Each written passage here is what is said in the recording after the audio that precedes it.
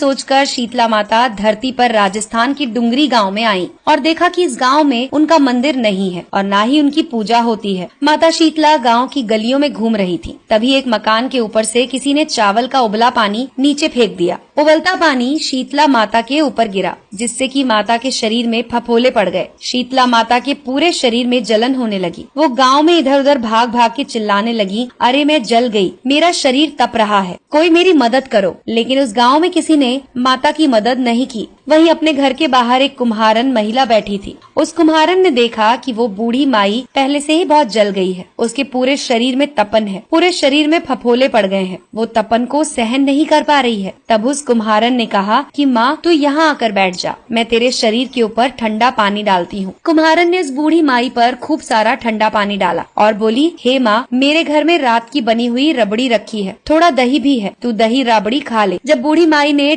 ज्वार के आटे की राबड़ी और दही खाई तो उसके शरीर को ठंडक मिली। तब उस कुम्हारन ने कहा, माँ बैठ, तेरे सिर के बाल बिखर गए हैं, ला मैं तेरी चोटी बना देती हूँ। कुम्हारन माई की चोटी गूंथने के लिए कंघी से बालों में करती रही। अचानक कुम्हारन की नजर बूढ़ी माई के सिर के पीछे पड़ी तो कुम्हारन ने देखा कि एक आंख बालों के अंदर छुपी हुई है। ये देखकर वो कुम्हारन डर के मारे भागने लगी। तब उस बूढ़ी माई ने कहा कि रुक जा बेटी, तू डर मत, मैं भूत प्रेत नहीं हूँ, मैं शीतला देवी हूँ। मैं तो इस धरती पर देखने आई थी कि कौन मुझे मानता है, कौन मेरी पूजा करता है। इतना कहकर माता ने अपने हीरे जवाहरात के आभूषण पहने हुए, सिर पर स्वर्ण मुकुट धारण किया हुआ अपना असली रूप उसको दिखाया। माता के दर्शन कर कुम्हारन सोचने लगी कि अब मैं गरीब, इस माता को कहाँ बिठाऊं। तब माता बोली, हे बेटी, तू किस सोच में पड़ गई है। तब उस कुम्हारन ने हाथ जोड़कर आंखों में आंसू बहते हुए कहा, हे माँ, मेरे घर में तो चारों तरफ दरिद्रता है, मैं आपको कहाँ बिठाऊं। मेरे घर में ना तो चौकी है ना ही आसन। तब शीतला माता प्रसन्न होकर उस कुम्हारन के घर पर खड़े हुए एक गधे पर बैठ गईं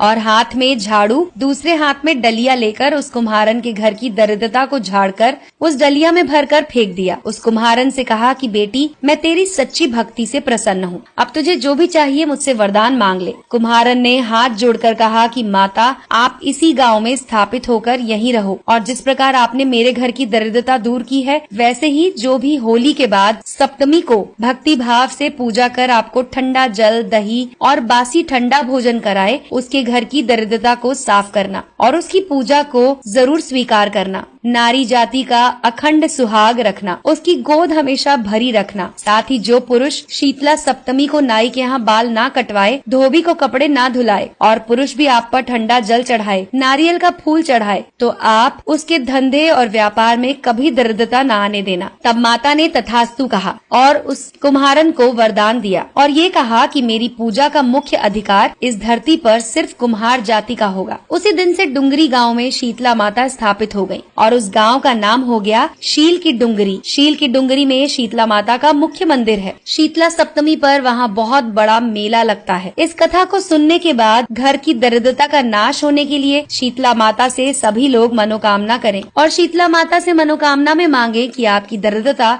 दूर हो जाए। दोस्तों, अगर आपको ये कहानी पसंद आई हो तो इसे लाइक करें और अपने डाउनलोड मौज।